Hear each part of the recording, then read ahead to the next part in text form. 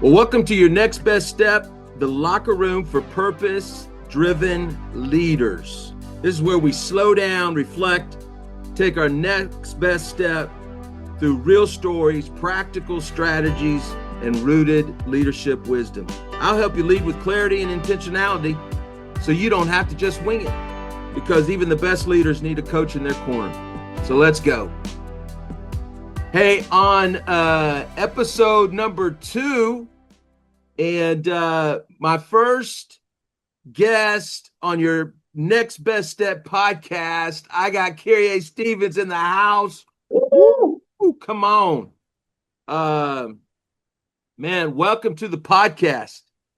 Man, I'm extremely excited. I am honored to be the first guest, and I'll say to every one of you guests, I did it first. There you go. Can't take that from you. So man, we're here today. I'm actually in the locker room. It's about 95 degrees up in this joint. It's really hot for a Buffalo summer day. But this is my locker room, and I know you've personally been here. It's my locker room by day, and it's my cigar lounge at night. Oh yeah. And when the grandkids are over, it's Pop's Clubhouse. So welcome to the locker room, man. Glad to Yeah, have you. man.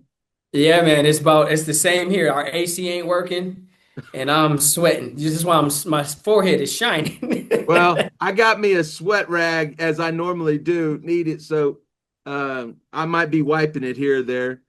Hey, one of the things that I really want to do with this podcast is I want to, I hope the conversations are good, but my hope is that these conversations and what we're talking about are really at like the pavement sidewalk level, right? Mhm. Like this podcast. Like I've been kicking this thing around I know I've talked to you about it for 8 years, Mhm. and probably you and a few others were one of the original people that put it in my ear like, yo, Yeah. BC, you need to do a podcast. And I'm like, I don't know, man. Uh, there's so many podcasts out there, or, like what more do we have to say, but and I've had a couple of different iterations, mock-ups of it. But this summer, here's my inspiration was I've recently has started a coaching business, right? A coaching company, BC Leadership Co. And man, I've got a coach and a couple of coaches. And one of the things they encourage me is, man, what's the best thing you can do to kind of grow your reach, Mhm. your audience, your influence, right? What could be the one thing that could really help with that? And internally, I thought, you know what, probably stop thinking about this podcast thing and actually launch it. And so I did a 5-day challenge with David Shands. And then that rolled into, I joined his cohort, which then led me to, I was just down in Atlanta last weekend to his amazing podcast summit. And there's about 1,500 of us fellow podcasters, half of which was in the same boat I'm in. Yeah. They hadn't even started. And like, Mhm. but when I was sitting there last week, I'm like, by this time next Friday, this baby's going to be in the can Oh yeah. and we're going to get it done. But one of the things that I just want to kind of share, even at the beginning of this podcast, is that, man, I always thought you'd have to have a bunch of stuff, and it always kind of got in the way. And David Shands just said, you got a phone, you got a podcast. Yeah. So that's literally what I'm using. I got a phone, I got my laptop, didn't have to buy one thing, and I just did it, right? Love it. And so, man, I'm so glad that you are going to be a part of this. And so, man, how about just sharing a little bit about your story, family, what your family looks like, a little bit of a couple of minutes of like bring us up to speed on the story of Kyria. Well, Kyrie is a military brat who has a father who met his wife because her dad was his master gunnery sergeant, his drill sergeant. Oh, So yeah, I'm from 29 Palms, California, on a military base. Lived a military brat life. I lived a bunch of different places: Japan, Jersey, Atlanta. Settled in sunny Buffalo. If you're from wow. Buffalo, you know what that means. It's actually snowy Buffalo, but we have all four seasons. And I got here around, I really settled here around middle of fourth grade. Went to an honor school, graduated, went to college, dropped out of college, and because I had, my wife, it wasn't my wife then, but my girl, which became my wife, got pregnant, and I had lost a job. I was actually working during that time. I had a good job. I was working for a boys' home, and I was making, at 18, I was with $45,000. I was doing good. I brought my Acura coupe, blacked out Oh leather yeah. Oh interior. I was yeah. leather interior. I was living good. Had my own apartment, but my dad made my brother come with me. So I had my brother as my roommate and doing some things. But then my lost my job because of the we lost the contract that went out to another part of the city. So we lost that, and I lost my job.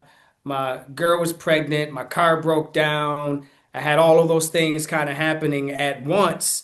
And I didn't have anybody to kind of lead me to say, hey, you could get unemployment. So I went and worked at a job at Rite Aid. So you go from making that money to making $7 an hour, 7.25 an hour is what I was Mm. making. And at that time, I was in college, so I was walking from my college dorm room.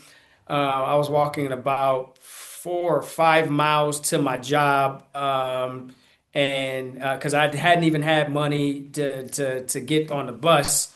But did that, and then one of my friends was working at a cell phone company. I said, "Hey, man, you got to get me into something, so maybe I can sell or do something." Yeah. Ended up working there. Ended up becoming a district manager of a cell phone company, and because I was doing that, I was doing that, and I was also at the same time I was doing music. I was a recording artist. I was traveling. I was starting to get a little buzz to me. I was a Christian artist, rapping, not across the country, but at least up and down the East Coast. I was doing that, and but at the same time, I was having more kids. I was growing, and I was like, man, I started plateauing at my company, and I ended up, I remember the day. It was actually you who kind of got me into the started moving me into the role that I'm in because I was plateauing at my cell phone company, and I had it that day. And I said to my wife, I'm gonna go talk to Breck. And I was like, hey, Breck, I got to do something. And you was like, it's funny because I got this job description that came across my desk and it sounds just like you. You said it's at the medical campus. And I said, in my head, I said, yeah, right.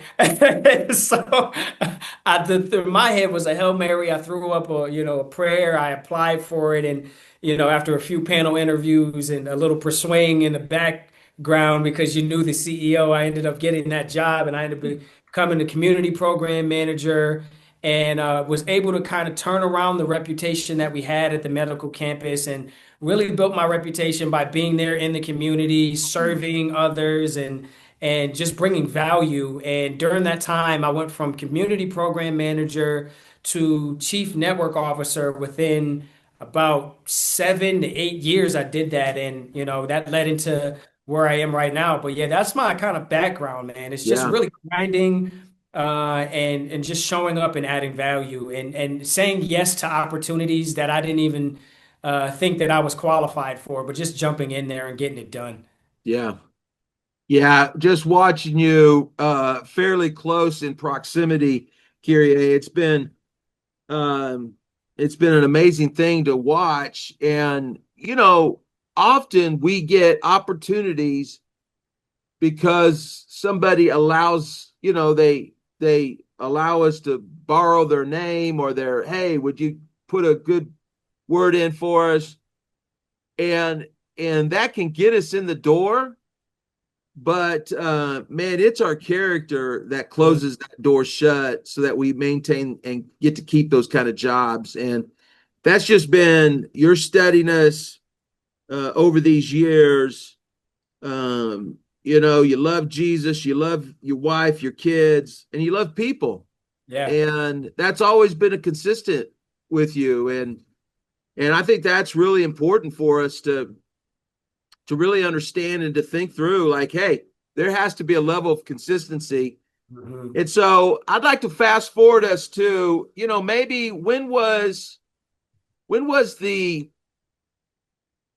kind of at the position you were at just prior to intersect, and uh kind of where, when we first kind of engaged in some coaching, right? Summer of 23. Mhm. I was actually finishing up my master's degree and in executive coaching and consulting through the Townsend Institute, and I needed to do a capstone, and I needed somebody to for 10 weeks. And I said, hey, Kyria, can I do it? And you said, yeah, man. And so that was helpful for me. And that's kind of where our coaching relationship established. And now we're 2 years in. When you first when we first started working together, kind of what was going on in your life leadership when we first connected? Oh man, it was a whirlwind. I had just uh, sorry for the background noise. This is after hours and they're cleaning up. But during that Well, time, my neighbor just turned on the lawnmower too, so it might be mine too. no respect, no Folks, hey, respect. we're just keeping it real here in the locker room. This is how it goes, bro. Yeah, so I was in I had just become chief network officer. I needed some executive coaching. I was in a space where I didn't know what my next best step was. I mean, I knew that, I had made C-suite and I was going to do, I was going to do the best that I could there.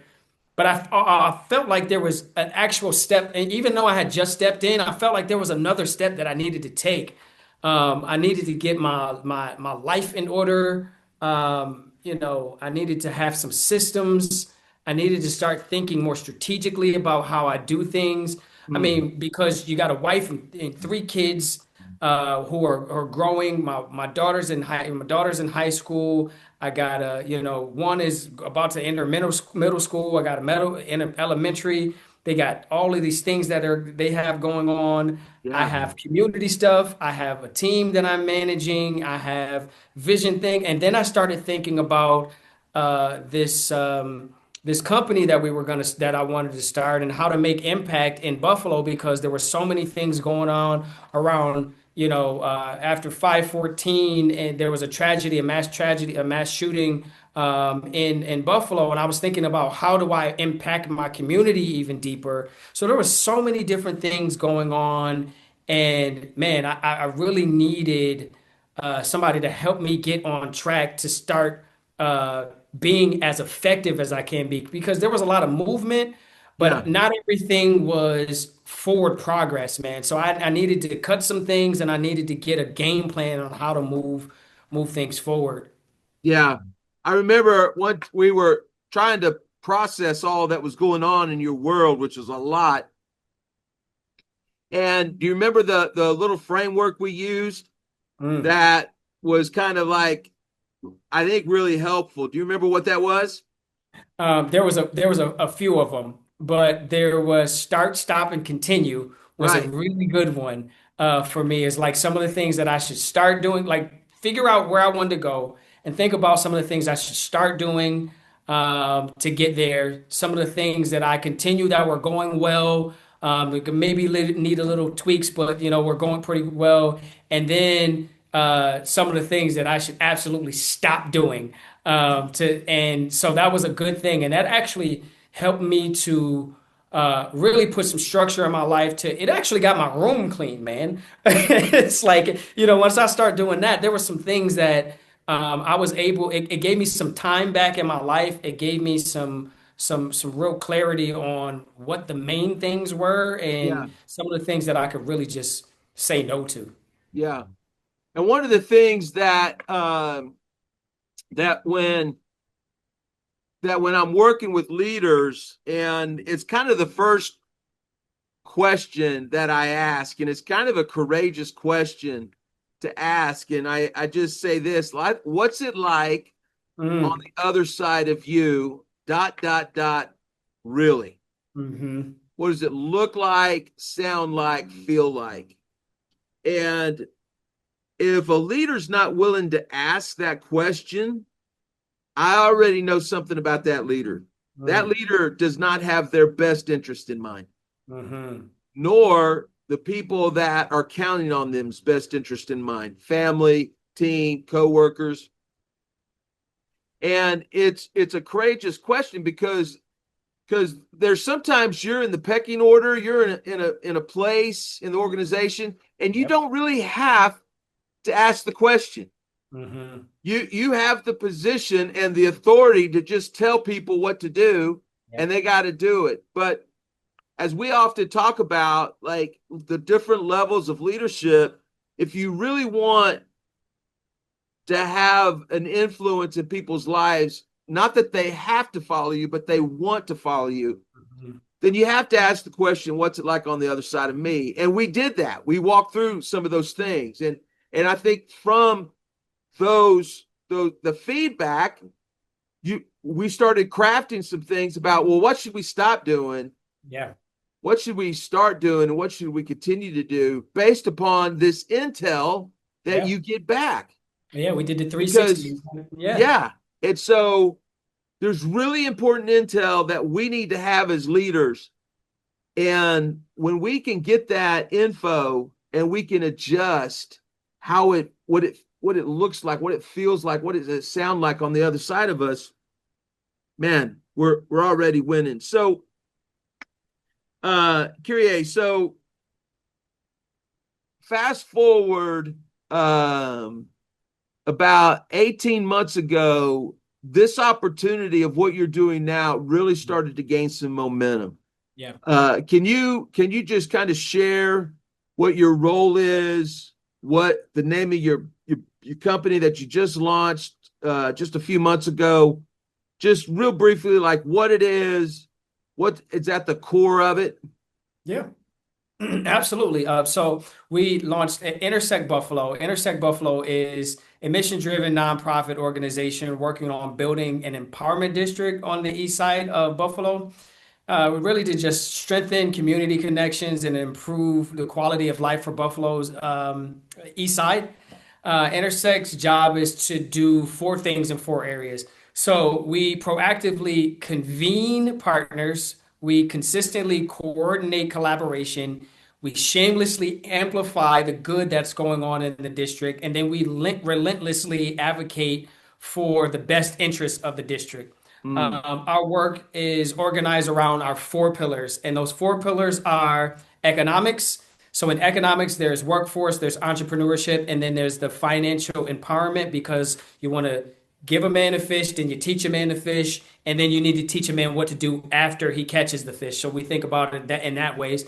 It's health equity because in the area that we're working in, people are dying 10 to 15 years earlier because of the social determinants of health. And then there's education, and we think about education not just in the sense of higher education, but we're thinking about arts, we're thinking about trades, and what it means. Education is different for different people. And then engagement is how do you get people to, I would say, put the neighbor back in the hood, where we're doing life together once again, and what's your best interest is my best interest, and we're moving forward in a way that is collaborative and thinks about the things with the end in mind, which has a strategic vision to move things in the in the very best, to create the very best outcomes for all of those people that are around. So yeah, man, that's what we're doing, and I'm the CEO and president of that. I got to kind of it was a brain thing and is like pulling rainwater, a lot of prayer, a lot of iterating, a lot of different business plan, a lot of talking to a lot of different people and a lot of different leaders have come to make this a possibility. And it wouldn't be here without the help or without the mentoring and coaching that I got from the medical campus, and specifically your coaching that helped me think through what this actually means, getting some real strategy around taking it out of my head and becoming a real company where we've raised seven figures, and have approaching some more things that we've done in this last few months. Wow. So yeah, we've got a team. I've hired two people. I'm about to hire another person, and we're moving forward on that. That's great. Incredible.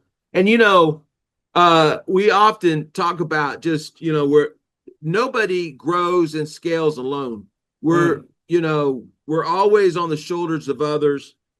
And I think one of the cool things just to observe is you're the CEO that you work for.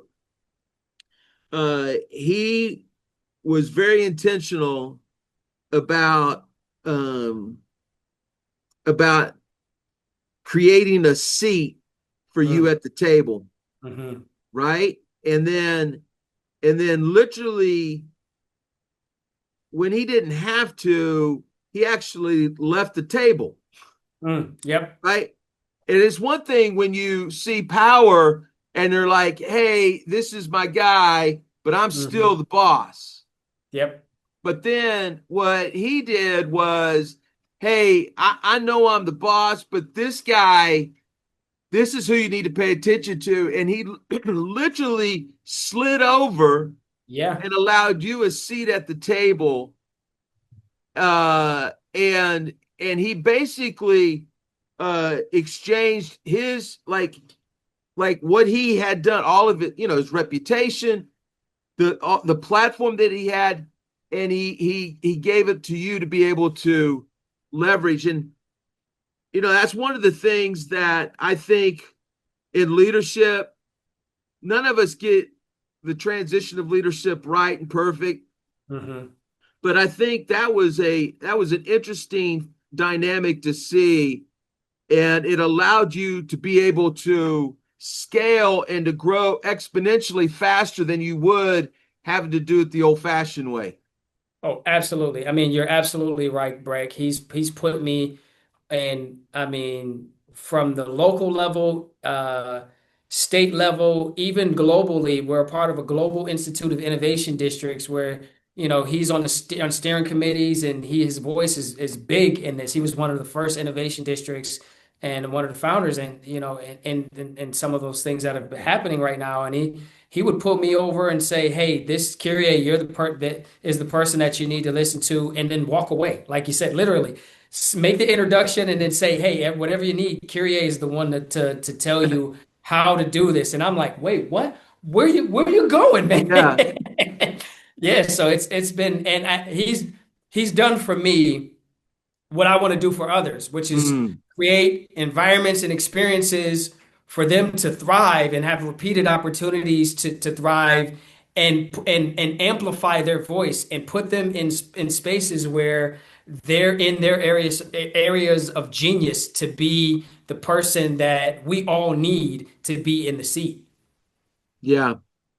Just so good. It's launched, and Intersect is growing and scaling, and new program coming out. It's incredible. Intersect Buffalo. But man, the 18 months that was really in between, hey, we're going to do this, and launching, there was some moments of doubt, wasn't there? Oh man, it was moments of doubt for me. It was moments of doubt for my team and would be team, and oh man, it was so much, just navigating again to take it from a concept or an idea, from idea to concept to plan to strategy to launch, all of that stuff. It was crazy, and one of the craziest things was, I was doing this like you said, for like 18 months to 2 years. And, I'm writing draft documents. I'm talking to would-be board members. I had to get the board from scratch. I had to, talk about getting the initial fundraising, all of those things. And so uh, I'm in this world. This is what I'm living 24/7. I'm thinking about this. My job, Matt said, "Hey, we'll pay you to focus on this," which is crazy. I'm at a job, I'm working, and he says, "I'm going to take some responsibility from you, and so that you can focus on this." And so I'm focusing in on this, and then I have my team that I'm working with. And by the time we got to launch, man, I'm feeling like everybody's on the same page. Everybody knows what has gone through the same experience. They were in and a lot of them, they weren't in a lot of the meetings. They weren't there with me writing the documents. They weren't, so they're And they starting were from still working for the other company. yeah, and they were still working for the Right. other company, man. So I'm Yeah. bringing a team and a department from one company over to another company, one culture to another culture, Mm, because it's a different culture over here at Intersect yeah. than it is there. It's a different way of doing things. It's a different, we're literally in a different environment. Yeah. We left from one area of town to another area of town. They went from a corporation, an entity that is very well defined, that has been around over 20, 25 years, has systems down pat. They have, funding streams down pat. They have culture down pat, and we're going to something brand new. And there's a lot of learning, a lot of unlearning, but there was a lot of things that I thought that they already knew that they had no idea that the Mm, ways that I was, talking about specifically like our four pillars, our four E's, economics, equity, health equity, education, and engagement. And they're like, wait, what? I'm like, yeah. our four E's. They're like, what are our four E's? I'm like, we do four things. They're like, what are the Yes. four things that we do? And so I'm like, wait a minute, how don't you know this? Like, why don't, and I had to go all the way back down to the base level Mm, and things that I had assumed that people knew, assumed the culture of, this is how we do things, this is how we show up in meetings, this is how we prepare our values of, executing with excellence and all of the things that we talked about. They were like, yeah, no, you never said that. You, I mean, I agree with it and I yeah. believe in that, but you never said that to me. So like this is new. So it was a lot of all of that, for me getting that, pulling down the rainwater and getting it into a cup and then getting people distilling it and getting people to drink it is like Yeah. a different thing. I think for a lot of leaders who are kind of maybe wanting to, they're in that transition. Maybe they're going from one thing to another, still having to do some responsibilities, but they've got this vision, this idea Mm. of what could be and should be. Uh, what would you say to them that would help them with their next best step to just like, hey, because that's really what this podcast is about is really practical handles. And what I love about your story and other stories that we're going to hear is, yeah, things are typically going well now, but they weren't always. Or Mhm. I know that there's going to be a turn somewhere up here. So, what would be one or two things? How did you define and how did you get your team clarity? Let's just take the example on the four E's. And you've been regurgitating the thing, talking to everybody, but how did you get them to buy in so it wasn't just on the wall, but it was Mm. down the hall, like where they were able to go out with your into the neighborhood and basically this wasn't your vision, it's now their vision. How Yeah. what are a couple of things that some leaders could use to be able to make that happen? I would say, first of all, realize that your vision is bigger than you. When you realize that your vision is bigger than you and you're not the only person that's supposed to carry it, I think Mm, that kind of helps. Like, realize that in order for your vision to work, you have to, in order for people to enact it, they have to see it. And that is kind of a hard thing is to get people to see that if you're not properly communicating that. Yeah. If you're not, you know, constantly bringing it up, if you're not constantly kind of, because they have their own vision of what you're Yeah. saying. When you describe something, they get a picture in their mind, and that's not necessarily the picture that you have. So Right. you guys got to like align. There's got to be some, I liken it to like wearing glasses. The prescription that you have might not fit for that person. So you got to get the right prescription. You got to tweak the lenses, which means you got to keep talking about it. You got to keep coaching. And one thing that I did is I had help. I had you as a to coach my team, to get them to talk to you about some things that they might not have shared with me. For you to get them to you to be able to tell me what it's like on the other side of me, give me some strategy on how I could approach it. So you could hear what they were actually hearing from me. There's some things where, they would tell me and we would Yeah. have those conversations, but it's different when you're talking to somebody else and they can have an objective perspective on what is actually being said. So bringing in you as a one-on-one coach with them, and then doing some group sessions with us to kind of walk through that, and then just really asking them like, hey, what are you hearing? What do you think when I Mm. say this? What does it Yeah. mean to you? What are You your personal? we call that a feedback loop. How Mhm. important is to create an ongoing, sustainable, real feedback loop that gets you the intel that you need to get. Yeah, I would say one thing that you taught me, and I'm taking this. I mean, this is the thing that is like, man, I love this. And it's the pause, man. Like, you taught me how to, he would do this to me in our things. He would just say, he would drop something, drop some knowledge, or drop a question in there and say nothing. Just sit back. It's like he would drop it and just sit back and just wait for me to respond, because it puts a person in a space where you ask a question and then you just wait to hear what they say. And you don't fill the space with chatter. You give them space to really rest and ponder what that actually means, and then respond. Because then you're not just getting fight or flight person who just feels like they have to answer. You get more of a nuanced, more thoughtful, prefrontal cortex type of Yeah. answer. And then the other thing you taught me is just to say, what else? Mm. That next question of yes and, what else? Tell me a little bit more about that. And then what do you mean by that? Asking good questions, learning how to ask questions to pull out what a person is really thinking, really feeling. Their real creativity is not by telling them what to do. It's Mm. really asking the right questions. It's really putting them in the space where they get in the driver's seat of the role that you've put them in.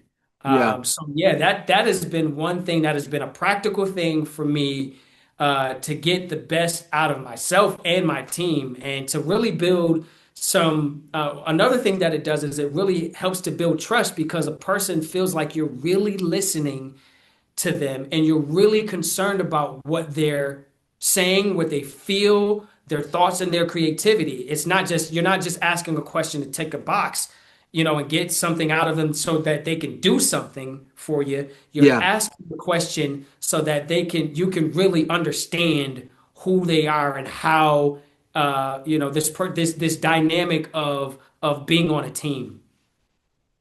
That's good. How important is vulnerability, do you think, in leadership, Oh Kyrie? man, it's extremely important, man.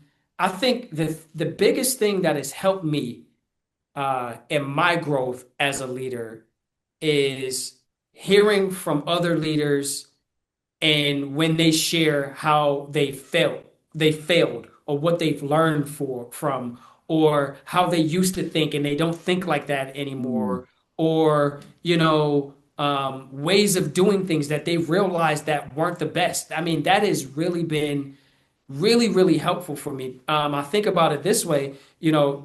the Bible says that, a wise man learns from the mistakes of others. Like if you can listen to what another person, you don't have to repeat those things. So, if you want to move things further faster,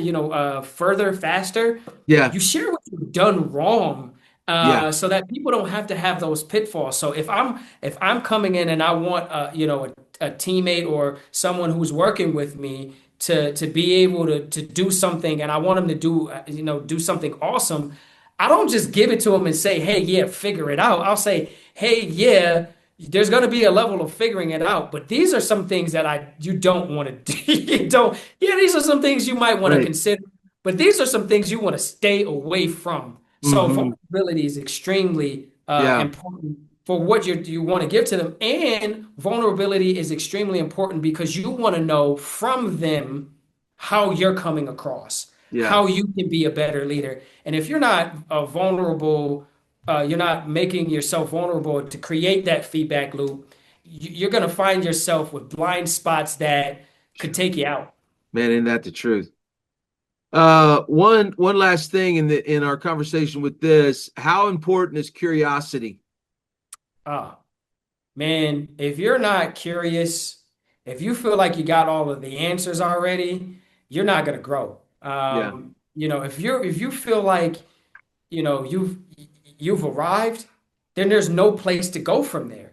Yeah. So, audiobooks, listening to your team, research, listening to your community, having a 360, that feedback loop, and getting best practices, talking to other leaders, getting a coach, like that is extremely important. I mean, think about it this way. If LeBron or Steph Curry or Wayne Gretzky, or I don't know what you need, any boxer, Muhammad Ali, any of these, Tyson, any of these people that you look at, that says that they've performed at a high level, they had a coach. Mm. And if they had a coach, what makes you think that you don't need a coach, man? Yeah. If you're going to be the best that you can be, you need a coach. You need to be curious about how to be better. And Mm. what better way than to have somebody who's looking at your form as you're doing it and saying, "Hey, you might want to flick your wrist a little bit when you're doing that. You Yeah. might want to, you might want to change your language and how you do that. You might want to be a little more curious and pause and ask questions when you're dealing with your team." So curiosity is extremely important, not just as a leader, but in life. Yeah. No, I hear you, man. That's good. All right, man. Hey, so good. Here's a little playful bonus round that I'm just going to kind of throw these questions out at you. And so here we go. What's one leadership lesson you'd put on a bumper sticker? I would say just do it, but they took that already. I'd say jump in. I'd say jump in, Jump because I in. believe that, a lot of times, even like, we talked about like starting this podcast, you never know what's going to happen, man. You got to get in there and do it and iterate. The more reps you get, the better you'll be. So just, jump in. Yeah. Good. What's something you used to believe about leadership that you no longer do? That you have to have all of the answers, or that the leader has all of the answers, man. Ah, man. We figured it out just like you. We have a vision. We're figuring it out, but there's always something that we're learning as well. Yeah, that's good. What's one thing you're still figuring out? One thing that I'm still figuring out is how funders think. Like, I need, getting with some of these funders, and understanding the mind and the motivation of some of this. I'm reading this book called Understanding People. So that's one of the things. You'll always be understanding people, still Yeah. figuring out people. We're fickle. Well, when you figure that out, that's your next podcast right there. Yeah, So, right. what's a failure you're now grateful for? Oh man, I'm grateful for everything because I don't see things as like failure. I see them as lessons. So, Mm. I mean, So a man, mind shift, really. it's really a mind shift. I think the one thing that I'm grateful for is when I've started to learn that all things work together for the good of them that love the Lord and are called according to Mm. his purpose. All of these things, there's like the highs and the lows, they all work for your good if you would pay attention to the lesson that's in front of you. Man, that's good. All right, man. Here's the last one. It's the biggest. What's your leadership walk-up song? Man, it depends on the day. It depends on the meeting. It could be a little Who you're meeting with? yeah, who I'm meeting with. It could be at one point it's, our God reigns, holy is the Lord. Sometimes it's NWA, and then sometimes, a little Cray. It might be a little Snoop Dogg. It might be, I don't know, man, Jay-Z, you don't know. I mean, it's so many different things because I'm, a musician, and you Right. got a song or for everything, man. So my walk-up song. It depends on where I'm at in the day. All right. All right. I'll leave it at that one. Hey, man, thank you so much. What would you say to someone who feels stuck, a leader who feels maybe stuck or uncertain in their leadership role now? What would be one takeaway, next step that you could give them before we leave? I would say focus on what's directly in front of you. Mm, There's things that are directly in front of you. You might not have all of the answers. You might not be able to solve the full problem, but you can do what's directly in front of you. Don't wait to do what's right in front of you until everything is the way you think it should be, because it's never going to be the way you think it should be. There's always going to be a problem. There's always going to be a challenge, but step up to the plate and do what's directly in front of you, and you never know where that's going to lead. You never know. Eyes have not seen, ears have not heard, neither has it entered into the heart of man what God has in store for you if you would just do what's directly in front of you. that's good. Kyrie, man, love you, bro. And thank you for being on the podcast today. My first guest. So happy for you. And man, I'm looking forward to seeing all the good things ahead for you, for Intersect Buffalo, and for the east side of Buffalo and beyond. Man, thank you, man. Love you too. Thank you for the role you've played, several different roles. That's another podcast. You've been several different things at several different times for me, man, and I just really appreciate it. And I'm really honored to be here, to just be in the presence, to just talk about some of the things that you've instilled in me. I appreciate it, man. Well, man, thank you. Well, hey, thanks for joining us on your next best step. If today's conversation helped you take your next best step, share it with another leader who's ready to grow. And remember this: clarity fuels confidence. Confidence moves you forward. So keep leading with purpose, and I'll see you next time.